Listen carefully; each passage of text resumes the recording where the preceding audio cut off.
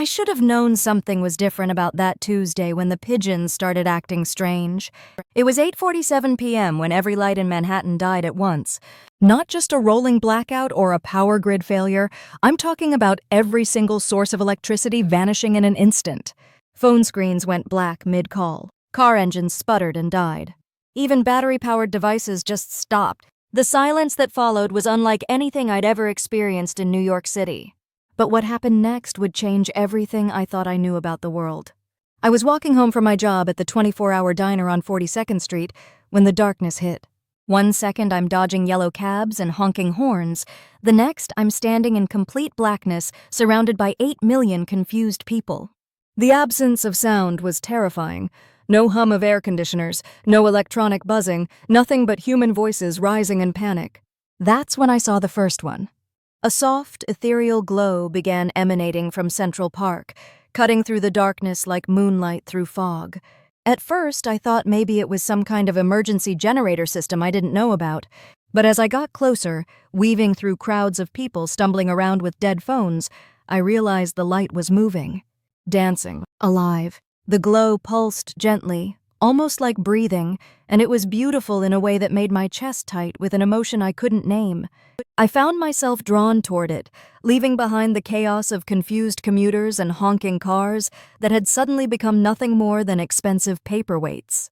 As I reached the edge of Central Park, I heard something that made me stop dead in my tracks. Singing. But not human singing. This was something else entirely. Harmonies that seemed to weave through the air itself, creating melodies that I felt in my bones before I heard them with my ears. I pushed through the crowd gathering at the park's entrance, and what I saw next still gives me chills. Dozens of figures moved through the trees, each one radiating that soft, silvery light. They were tall and graceful, moving with a fluid elegance that made every step look like dance. Their ears came to delicate points, and their eyes held an ancient wisdom that seemed to pierce right through me. Elves. Actual living, breathing elves in the middle of Manhattan. But they weren't alone. If you're enjoying this story and want to hear more incredible tales like this one, make sure to hit that like button, because what I'm about to tell you next will blow your mind. The singing grew louder as more of these ethereal beings emerged from deeper within the park. They moved with purpose, their hands weaving intricate patterns in the air that left trails of shimmering light. I watched in fascination as they began forming circles throughout the park, their voices harmonizing in ways that seemed to vibrate through my entire body. And then the ground began to shake. Not the familiar rumble of subway trains or construction work. This was something primal, something that made my teeth chatter and my heart race. The tremors started small but quickly grew stronger, and I could hear people screaming in the distance as they felt the city itself moving beneath their feet. That's when I looked up and saw something that defied every law of physics I'd ever learned. Dark shapes moved across the stars, blotting out constellations with wings that spanned what must have been hundreds of feet. At first I thought they were aircraft, maybe military helicopters responding to some kind of crisis. But then one of them descended low enough for me to see clearly, and my rational mind simply shut down. Dragons. Magnificent, terrifying, impossibly real dragons soaring through the New York City skyline. The lead dragon landed in the Great Lawn with an impact that I felt through the soles of my feet. It was massive, easily the size of a city bus, with scales that seemed to absorb and reflect the elven light in rippling waves of deep emerald and gold. Its eyes were ancient and intelligent, filled with a wisdom that made me feel like a child staring at something far beyond my understanding. But here's what really got me. It looked directly at me and nodded. Not at the crowd, not at the elves, but specifically at me, as if it had been expecting me to be there. The elf nearest to me turned and smiled, and when she spoke, her voice carried the same musical quality as their singing. "You can see us clearly," she said, and it wasn't a question. "Most humans see only shadows and light during times like this, but you see us as we truly are." I wanted to ask what she meant, wanted to understand what was happening, but before I could form the words, she pointed toward the city skyline.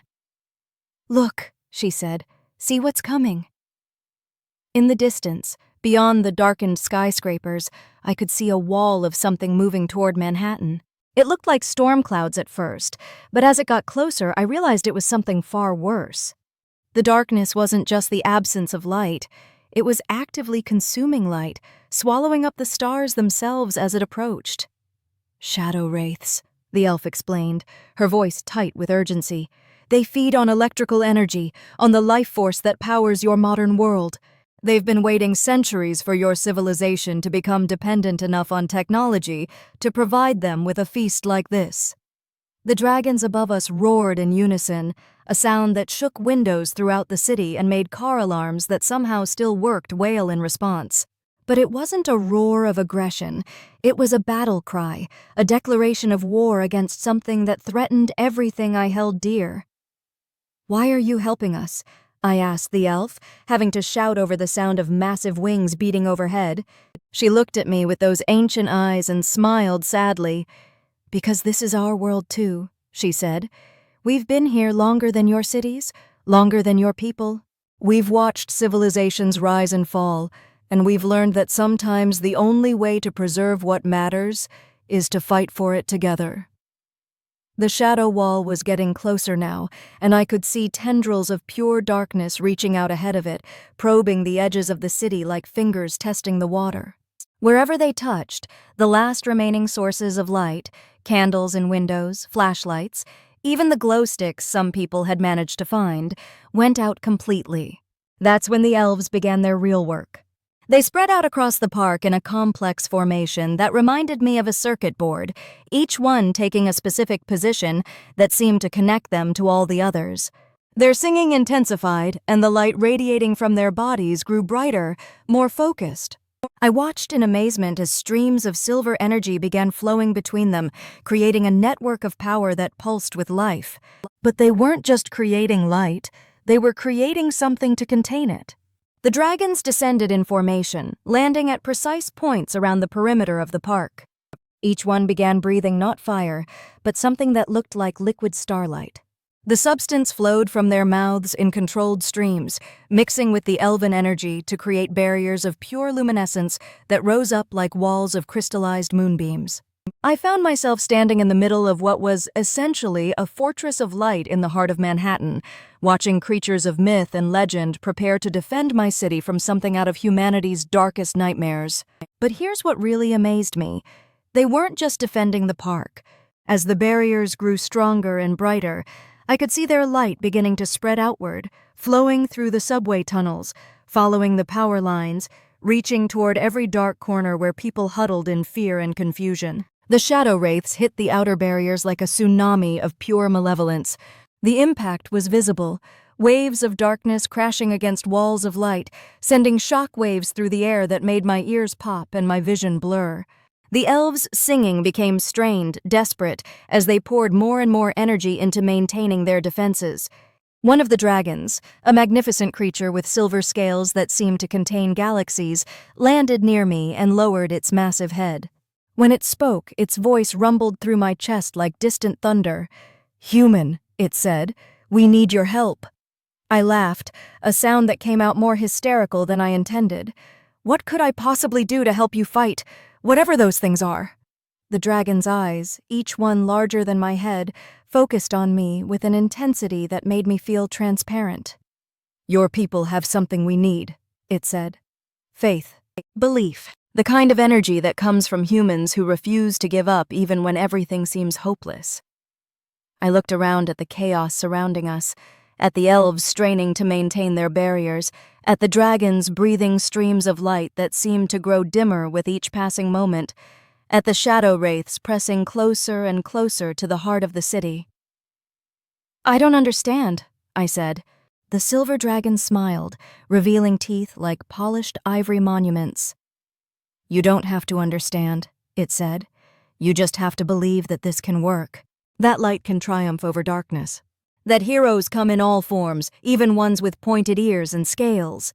As if responding to its words, I heard voices rising from the streets around the park. Human voices joining in with the elven song. People who couldn't see the dragons or the elves clearly, but who could sense something extraordinary happening, were adding their voices to the chorus of light. The barriers flared brighter. I realized then what the dragon meant. The elves and dragons weren't just fighting with magic, they were fighting with hope itself, and hope was something that had to be freely given. It couldn't be taken or manufactured or forced. It had to come from the hearts of people who chose to believe in something greater than themselves. So I started singing. I don't have a good voice, never have, but I sang anyway, adding my off-key human voice to the ethereal harmonies of beings who had walked the earth since before my ancestors learned to make fire. And as I sang, I felt something incredible happening. The light wasn't just coming from the elves anymore. It was coming from everywhere, from every human who chose to believe, to hope, to stand against the darkness instead of cowering from it. The barriers didn't just grow brighter, they began to push back. The shadow wraiths recoiled as waves of pure, concentrated hope washed over them. These creatures that fed on despair and fear found themselves facing the one thing they couldn't consume, the combined will of millions of people who refused to let their city fall. What happened next was the most beautiful thing I've ever seen. The dragons took flight again, but this time they weren't just breathing starlight, they were carrying it. Each one bore streams of the combined human-elven energy upward, spreading it across the sky like aurora borealis, made of crystallized dreams. The light flowed out from Central Park in rivers of silver and gold, following every street, every alley, every pathway where people waited in darkness. And as the light touched them, something magical happened. Not just the return of electricity, though that came too gradually as the shadow wraiths retreated, but something deeper. People came out of their apartments and businesses and cars. They stood in the streets and looked up at the impossible sight of dragons painting light across their sky. Many of them couldn't see the dragons clearly, couldn't make out the details of the elves moving through the park. But they could see the light, could feel the hope, could sense that something extraordinary had just happened in their city. The shadow wraiths fled as the dawn approached, retreating to whatever dark dimension they had emerged from.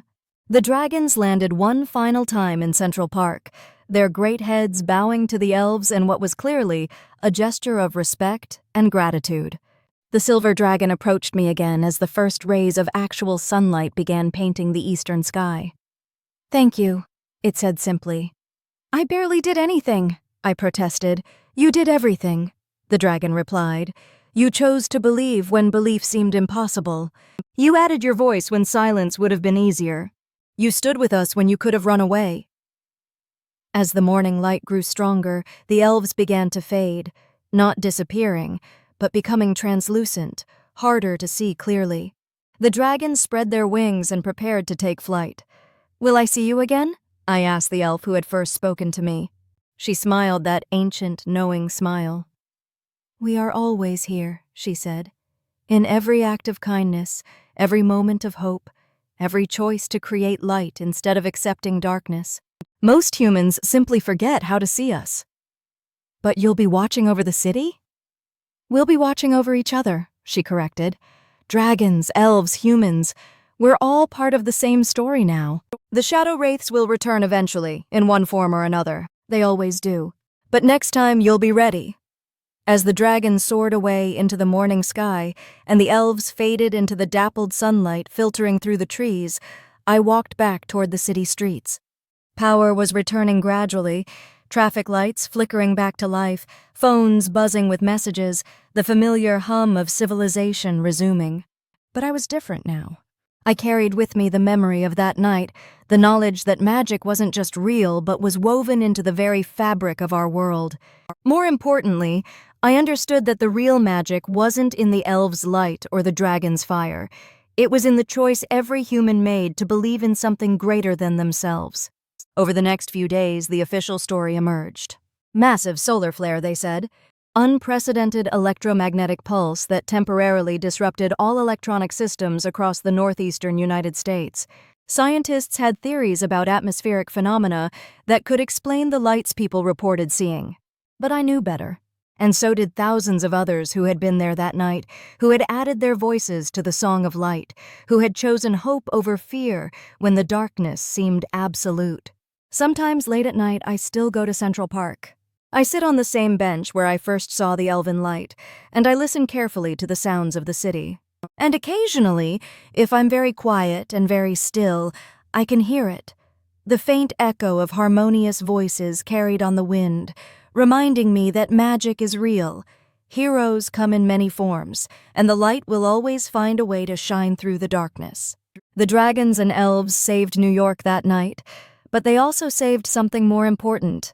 They saved our ability to believe in wonder, to hope for miracles, and to remember that we're never truly alone in our fight against the shadows. If this story moved you, if it reminded you that magic might be closer than you think, subscribe for more tales that blur the line between reality and wonder. Because in a world that often feels too dark, sometimes we all need to be reminded that there are still dragons in the sky and elves in the forest, watching over us and waiting for us to remember how to see them. And the next time your city goes dark, listen carefully. You might just hear them singing,